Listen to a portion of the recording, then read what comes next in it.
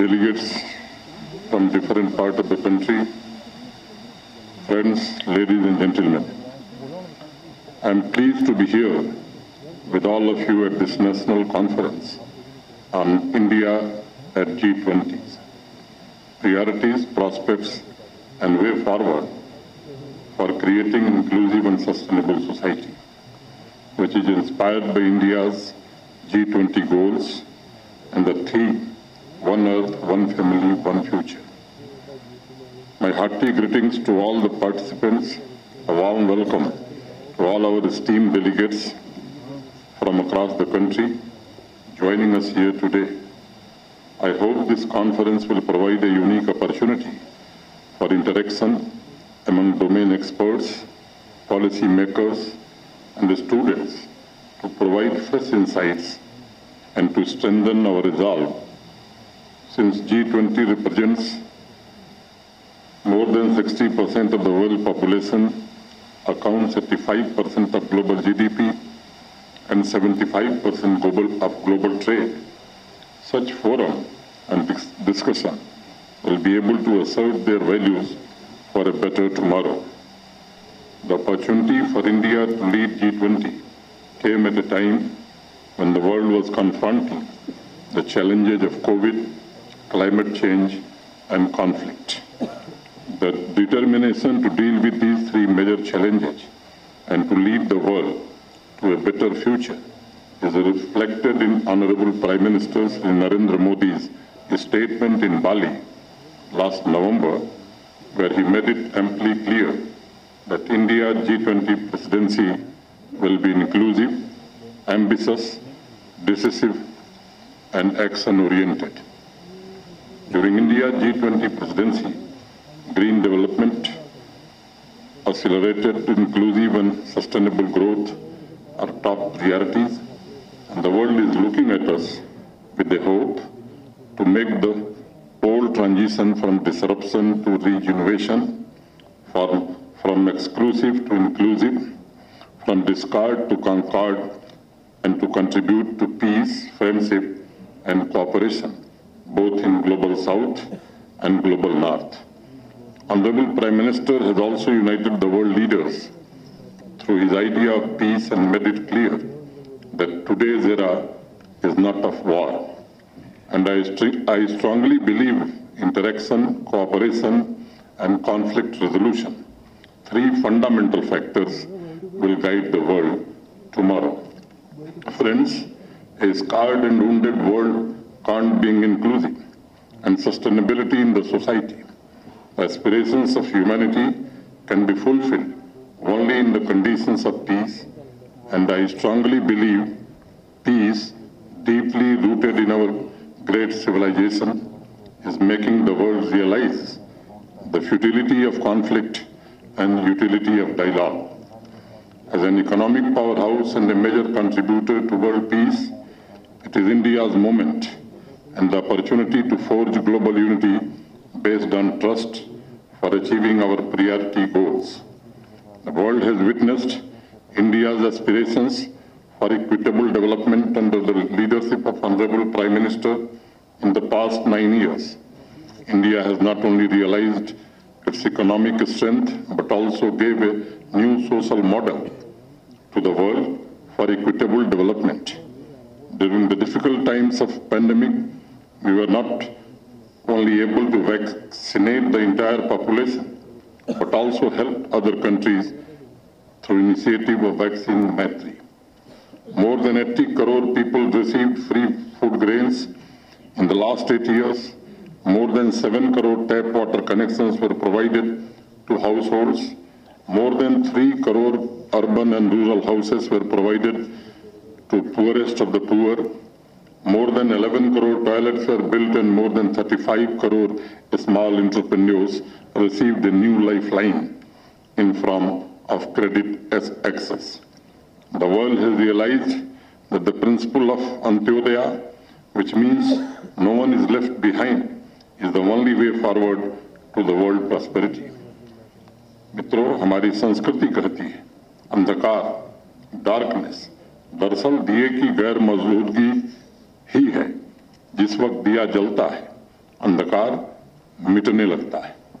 प्रकाश ही मानवता का मार्ग प्रशस्त करता है, नहीं तो वही होता है जैसा कभी कबीर दास ने कहा कि अंधा अंधा ठेलिया दोनों को पड़ंत।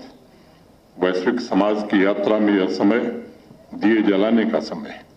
पुरानी पीढ़ी जानती है कि 31 साल पहले यानी 1992 में रियो पृथ्वी सम्मेलन के दौरान पहली बार सस्टेनेबल डेवलपमेंट की परिकल्पना की गई थी। पॉलिसी मेकिंग में लोग पहली बार इस शब्द से परिचित हुए थे। तब से लेकर आज तक सैकड़ों मीटिंग्स के जरिए सस्टेनेबल डेवलपमेंट को विश्व की डेवलपमेंट पॉलिसीज में शामिल कराने के प्रयास हो रहे हैं। वर्तमान और भावी पीढ़ियों की आवश्यकताओं की उचित रूप से पूर्ति के लिए तमाम संधियों पर हस्ताक्षर किए गए, योजनाएं बनी हैं ताकि क्लाइमेट चेंज के खतरे से प्रभावी तरीके से निपटा जा सके। अभी 15 अप्रैल को आदरणीय प्रधानमंत्री जी ने इस मुद्दे पर पूरे विश्व को एक नया विजन देते हुए कहा था कि क्लाइमेट चेंज की चुनौतियों का मुकाबला मात्र कॉन्फ्रेंस टेबल में नहीं किया जा सकता, बल्कि विश्व के सभी घरों के डिनर टेबल से इसका मुकाबला करना होगा। ये अपने आप में एक व्यापक विजन है, एक बड़ा स्टेटमेंट और सभी देशों के नागरिकों के सहयोग एवं समुचित जिम्मेदारी पर बल देता है। अभी इसी वर्ष फरवरी में सेंट्रल यूनिवर्सिटी के कार्यक्रम में मैंने कहा था कि 1923 में शुरुआत के बाद से टाइम मैगजीन ने 65 साल तक एक भी कवर स्टोरी एनवायरनमेंट के ऊपर नहीं की थी। एनवायरनमेंट के विषय पर टाइम मैगजीन की पहली कवर स्टोरी 1989 में छपी। उसके बाद एनवायरनमेंट पर दूसरी कवर स्टोरी ठीक 30 साल बाद 2019 में आई, लेकिन 2022 में एनवायरनमेंट पर टाइम मैगजीन ने 5 कवर स्टोरीज करी हैं। अभी कुछ दिन पहले 2023 में कवर स्टोरी आई थी जिसमें इस बात की चर्चा की गई है कि पृथ्वी के क्लाइमेट फ्यूचर के लिए भारतवर्ष विश्व का सबसे महत्वपूर्ण देश है। और आज इस मंच से मैं कहना चाहता हूं, चाहे क्लाइमेट चेंज की चुनौतियों से निपटने के लिए मिटिगेशन हो, अनुकूलन हो या फिर सस्टेनेबल डेवलपमेंट की नीतियों में सहयोगी और न्यायपूर्ण नीतियों की बात हो, भारतवर्ष की सबसे महत्वपूर्ण एवं रचनात्मक भूमिका रहने वाली है। आने वाले भविष्य में सस्टेनेबल डेवलपमेंट के लिए फूड सिक्योरिटी तथा एनर्जी सिक्योरिटी में भी भारतवर्ष पूरी दुनिया का मार्गदर्शन करेगा और प्राकृतिक संसाधनों के प्रति सदियों पुरानी हमारी सामाजिक चेतना वैश्विक जनजागृति का भी कार्य करेगी। वर्तमान में आप सब जानते हैं, भारत की जनसंख्या विश्व की कुल आबादी का लगभग 17.8% है। इतनी बड़ी आबादी होने के बावजूद ऊर्जा की आवश्यकताओं के लिए हमने कमिटमेंट दिया है 2030 तक कुल आवश्यकता का आधा गैर पारंपरिक ऊर्जा स्रोतों से हम पूरा करेंगे। इसके पीछे माननीय प्रधानमंत्री जी के नेतृत्व में देश का आत्मविश्वास बोल रहा है। अंत्योदय विकास मॉडल, आम आदमी की तरक्की, गरीबी उन्मूलन का प्रयास क्लाइमेट चेंज की चुनौतियों में से लड़ने में सबसे कारगर हथियार साबित होगा। इसका एक बड़ा उदाहरण विश्व ने प्रधानमंत्री उज्ज्वला योजना में भी देखा है। 2016 से 2022 के बीच लगभग 9.5 करोड़ घरों में गैस कनेक्शन प्रदान करके न सिर्फ महिला सशक्तिकरण का नया उदाहरण दुनिया के सामने प्रस्तुत किया गया, बल्कि व्यक्तिगत स्वास्थ्य एवं पर्यावरण संरक्षण में भी भारत ने विकास का एक नया मॉडल प्रस्तुत किया और ग्लोबल साउथ के अनेक देशों के लिए खुशहाल समाज के निर्माण का रोड मैप भी भारत ने प्रस्तुत किया है। ये कोई छोटी मोटी संख्या नहीं है। अगर आप गौर करें तो 9.5 करोड़ गैस कनेक्शन का मतलब है जर्मनी और बेल्जियम की मिलीजुली आबादी, यानी उनके प्रत्येक व्यक्ति को एक गैस कनेक्शन प्रदान कर दिया गया। दूसरा, इसका सबसे बड़ा असर हुआ कि पर्यावरण के बारे में चेतना समाज के ऊपरी से लेकर निचले स्तर तक पहुंची और स्लोगन की बजाय प्रकृति का संरक्षण हमारी आदत का हिस्सा बनने लगा।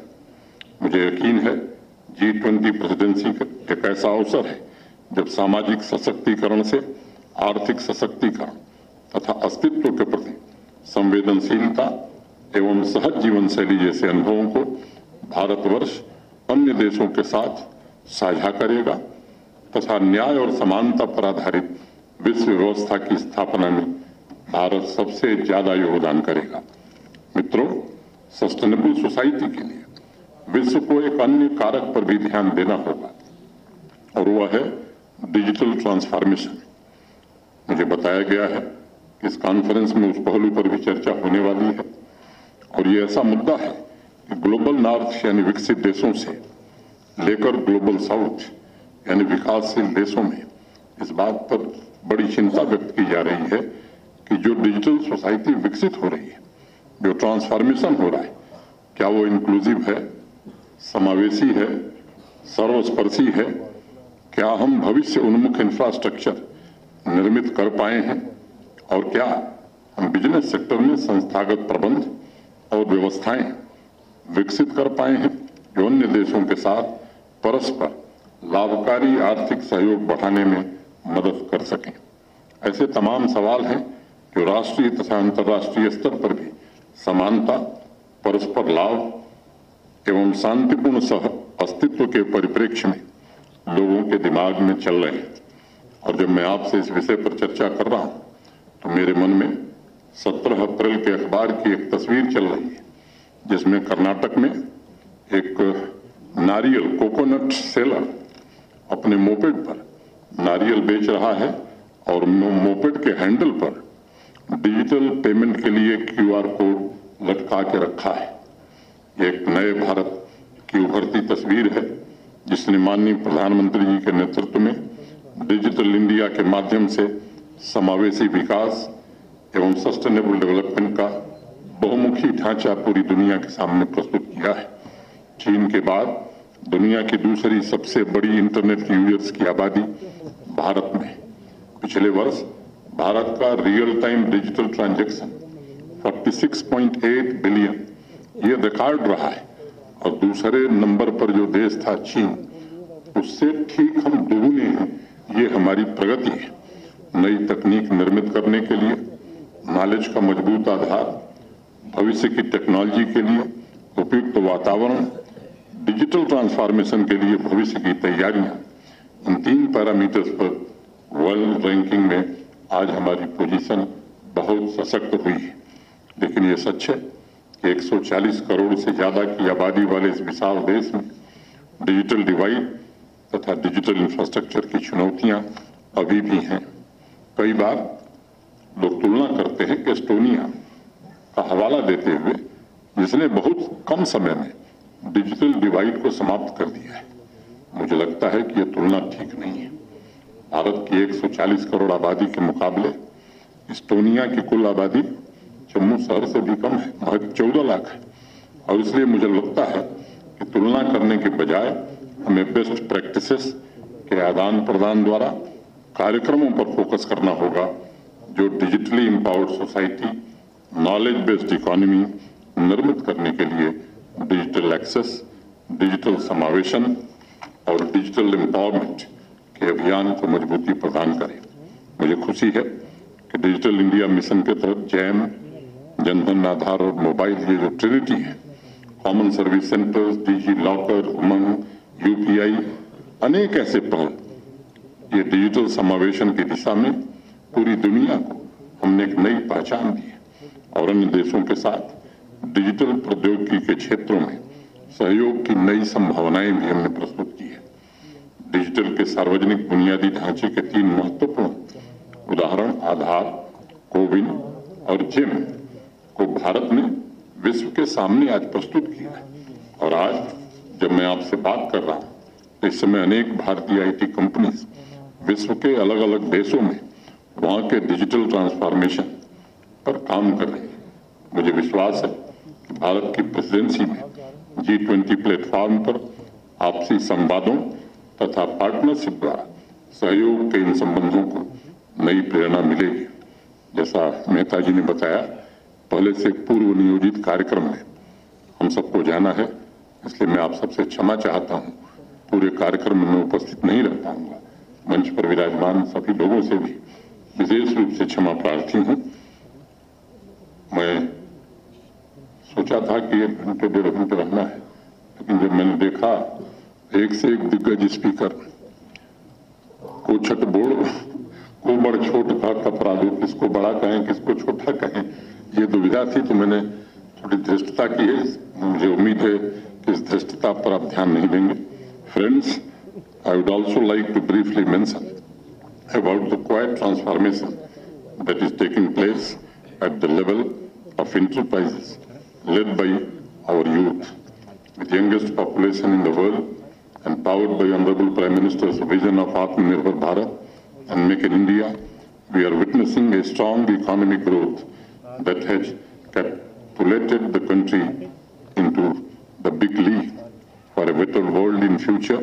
A lot will depend on our youth, who are second to none as far as quality education is concerned.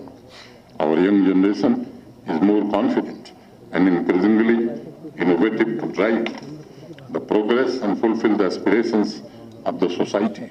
In the coming days, we will not only witness the expanding role of market forces, but also deeper collaboration between the market and educational institutions. It is also my firm belief that national education policy and the role of premier institutions like IIM, IIT and AIMS will provide competitive edge to our young human capital. I am confident the knowledge capability of India and the new resolve of our youth will provide future solutions to the humanity. I wish the conference a grand success, and let us commit ourselves to realize the goals of sustainable development. Thank you. Jai Hind.